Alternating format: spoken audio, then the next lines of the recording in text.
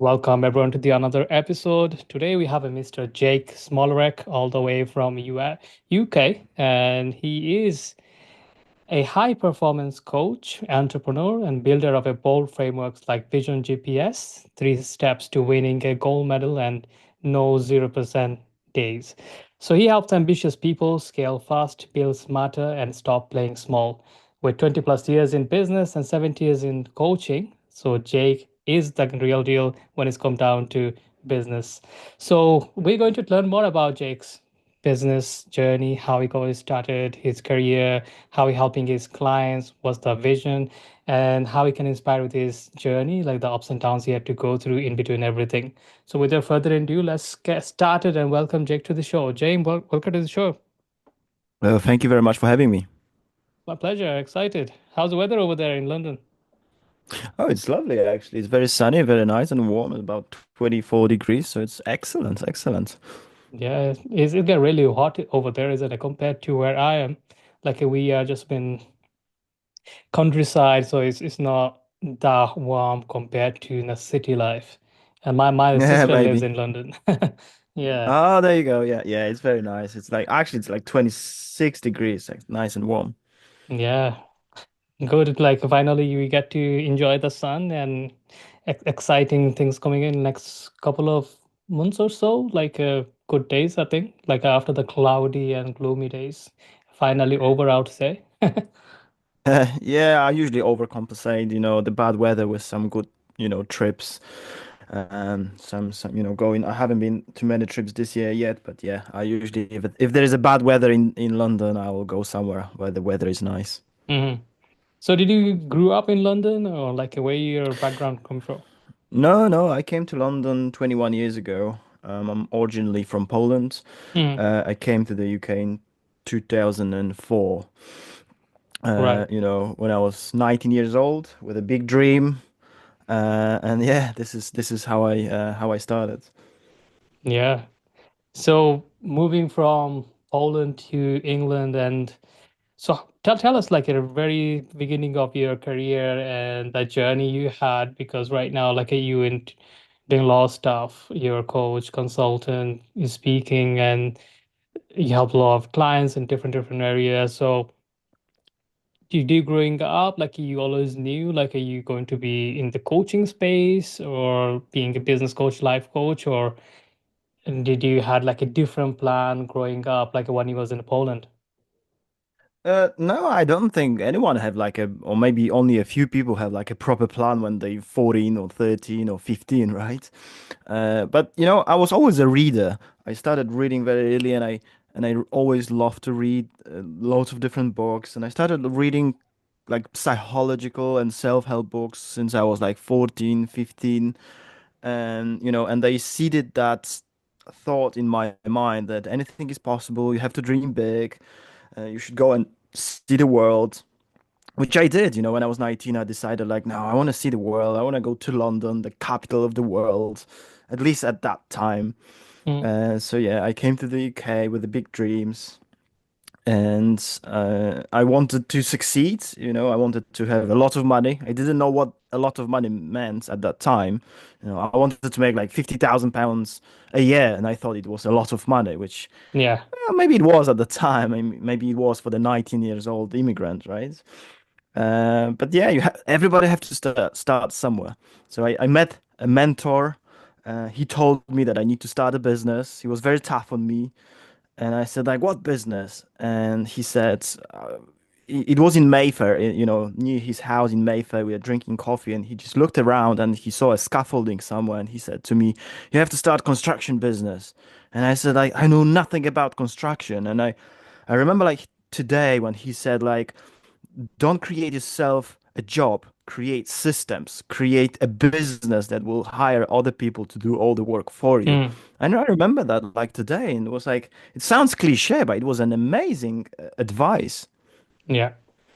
Yeah, definitely. Like we hate our job sometime or the career we are currently in, and we always like to be our own boss, but end up being in a more mess than what we're already in Oh yeah. because if you work a 9 to 5 job or like any kind of superstore or something, when you're work time is finishes, all of your headache is finishes. But when you are entrepreneur or like a self-employed or you're running your own show, like if your business cannot be run without yourself, then you're bringing in Mm. more pressure, more struggle in because even though your office hour finishes, but your brain continuously running around next 24/7 and that is the main problem, and we don't know how to create a system, or like we love the thing so much we don't trust anyone else to create a system as well. So we can talk based on the in a little bit later on, but I'm really interested in about your journey, like after your mentor give you the advice, like what step did you take in order to starting your own entrepreneurship journey? What kind of business you started at the first? So I actually ended up starting that construction business, but what I did was like the next day I started printed my business cards.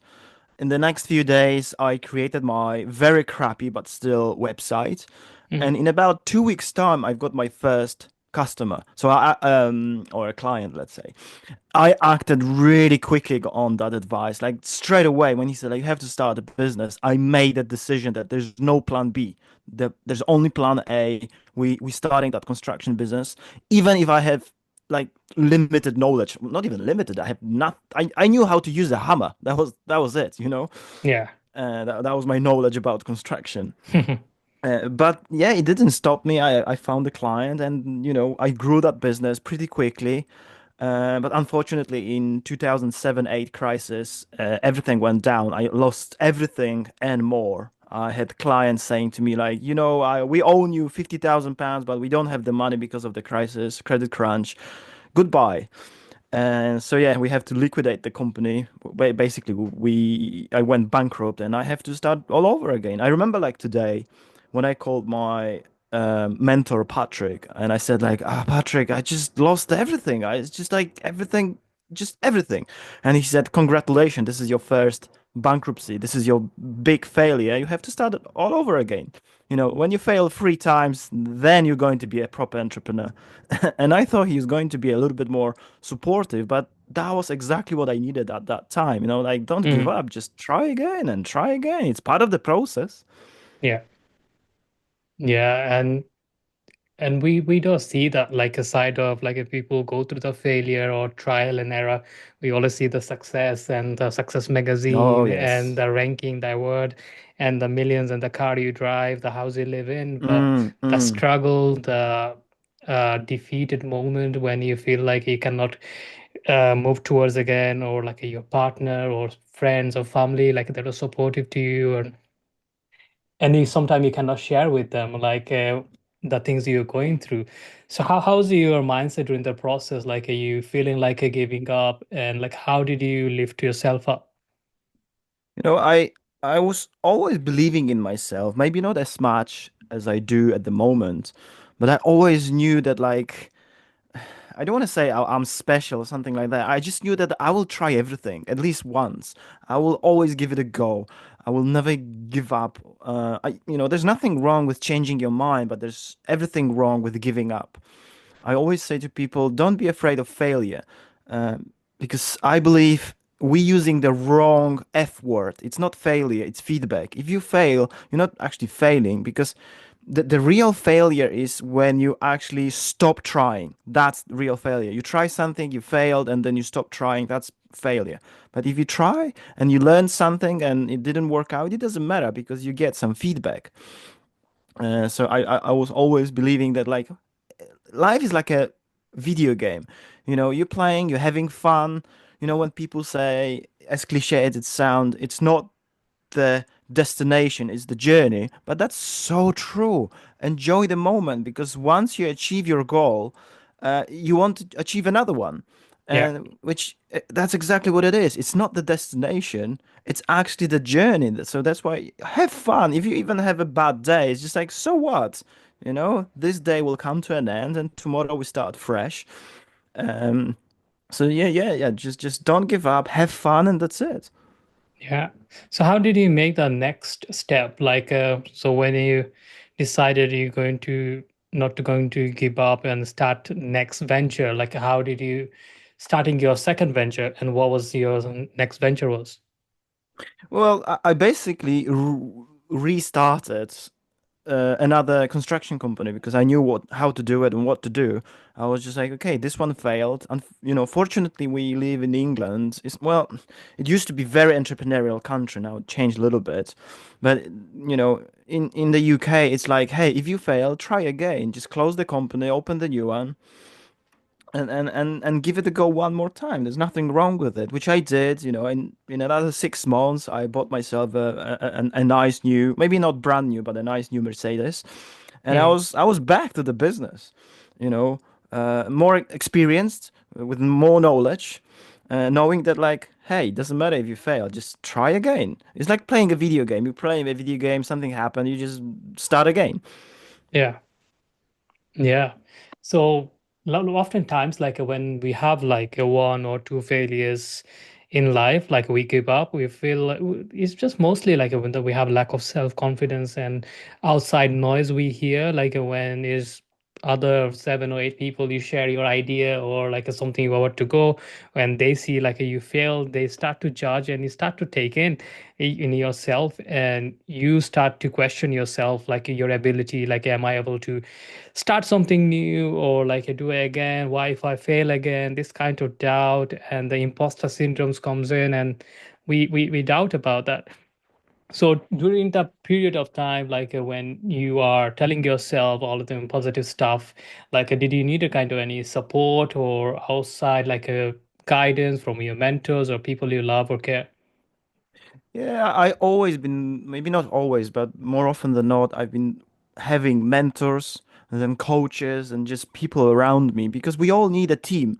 Even if you are, a one-man band, you still need a team to help you, to support you because, you cannot succeed on your own. It's very difficult. Hmm. You have to like when I work with especially with entrepreneurs, I always have to teach them or help them to understand how important delegation is. You cannot do everything. You should only be concentrating on the most crucial tasks and delegate everything else. But yeah, I've been always working with mentors. One of my mentors, John, an incredible guy, American guy who used to work with Steve Jobs. That's Steve Jobs, and John was always so tough on me, always giving very good feedback, but feedback that it was difficult to swallow. You know what I mean? It's just like, I don't really want to hear that, but I must hear that. This kind of feedback, like, Yeah. no sugar coating, no fluffy thing, no BS. Just like this is that you're doing this wrong, you're doing this good. But yeah, it was difficult to swallow, but it was all after a few days after meeting with John, I was always like, yeah, I mean, oh my God, he's so right. I don't want to hear it, but I know it's very important to me. And after many, many, many years later, when I was meeting with John, I still am.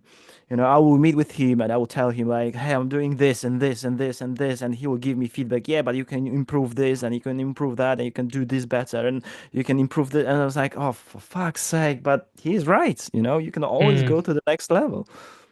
Yeah.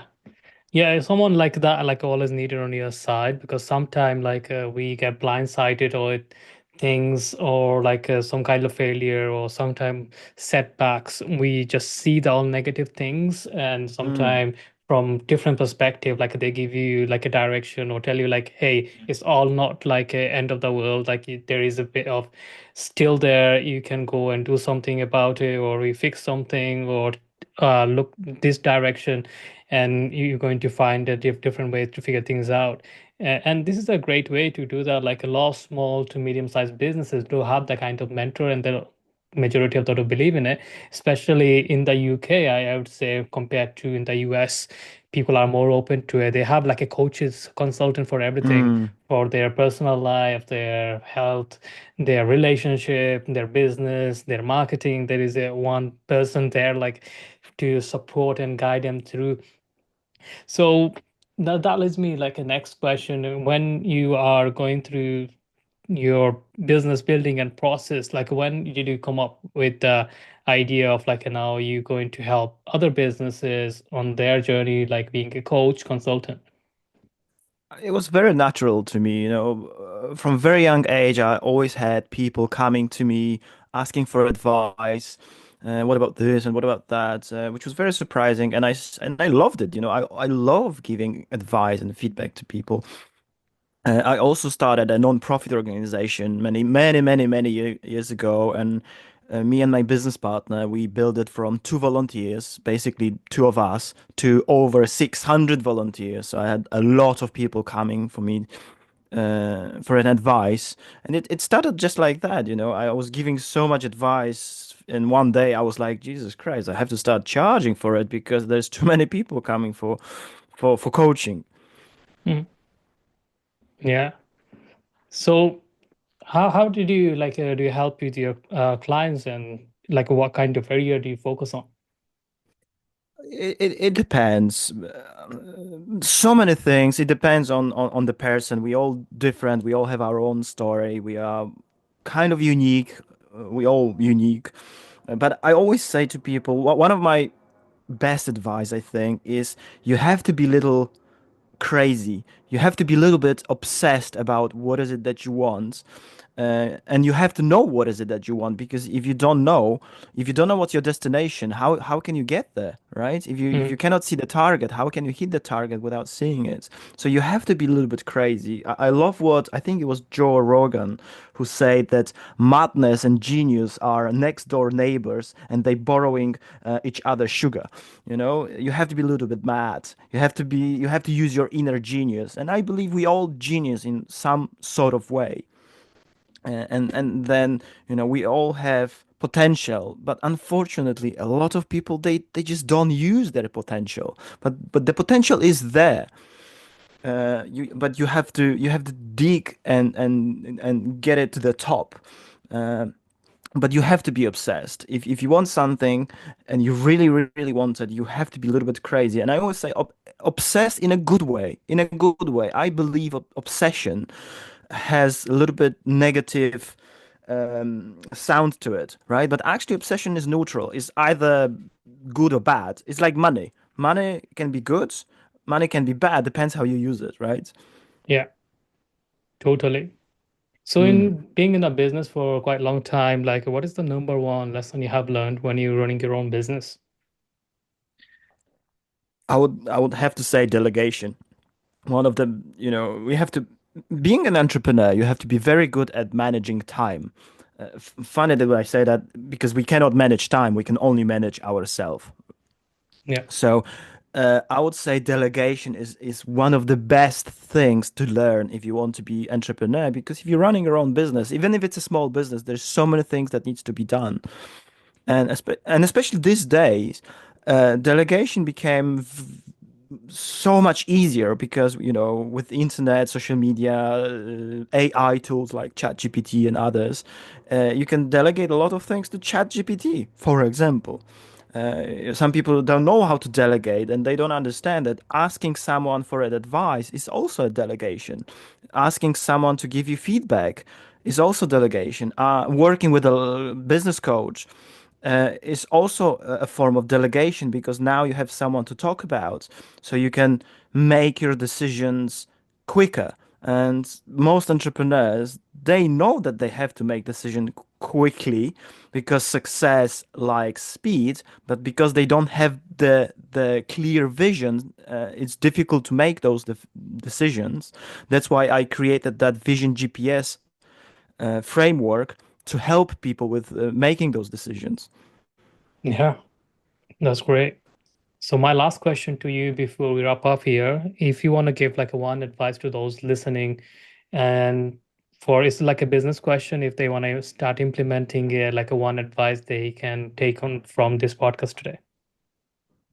I would say start working on your vision. Ask yourself a very simple, as cliche as it sounds, question: what is it that I want from my life? What kind of a life do I want to create? And that's your vision. And I know that the visions word sounds like, oh my God, I'm not a visionary person. No, we all are. We all been kids dreaming that, like, hey, I would love to be an astronaut or maybe an entrepreneur or do this and that. But when we grow up, we stop dreaming a little bit, or some people stop dreaming at all. and Mm, that's no good. We have to go back to it and start dreaming at least a little bit more. And I always say to people, you only have one life, go for it. Dream big. If you only achieve half of your vision, you're still way better off than most people. And the last thing, if you have that vision, if your vision is clear, then you have to create that GPS, which in my framework, it's a shortcut from goals, planning process, and systems. If you have good goals, smart goals, long term, short term, etc., and then you have a proper planning process in place, not just a plan, not a fixed plan, but the planning process that is, changing all the time and is evolving. And then you have different kind of systems like, for example, search engine optimization or Google Ads. Those are systems that works 24-hour a day and they helping you. That GPS will take you to your destination no matter what. It will act exactly like the GPS in your car. In your car, you put in, or Google Maps, you put in like destination. Hey, I want to go from London to Birmingham, and your GPS will take you there no matter what. If the road is closed, the GPS will find another way, and it always will. So you don't have to worry about it. Yes, it might take you a year or it might take you 5 years to achieve that vision, but 5 years will pass anyway. yeah, that's great advice. Thank you so much for sharing that. So, Jake, we're nearly coming to the end of this podcast. So, before we wrap up, if anyone wants to learn more about yourself or your business, where's the best place to find you? Just come to my website, jakesmolarek.com, or just Google me, Jake Smolarek, and you will find my website, my socials, and just get in touch if you are more than welcome. That's great. Thank you so much for your time. I really wish you best of luck with everything you do. And thank you so much for your time today. Thank you very much for having me. That was great. That was my pleasure. Thank you. So that's Thank you a so wrap, much. guys. Thank you so much for listening to this podcast episode with Mr. Jake. I hope you enjoyed our conversation. So if you want to learn more about him, you can find him on his website and also social media platform. I'm going to put all the links on the description for you to find him easily. So till then, talk to you in the next episode. Take care.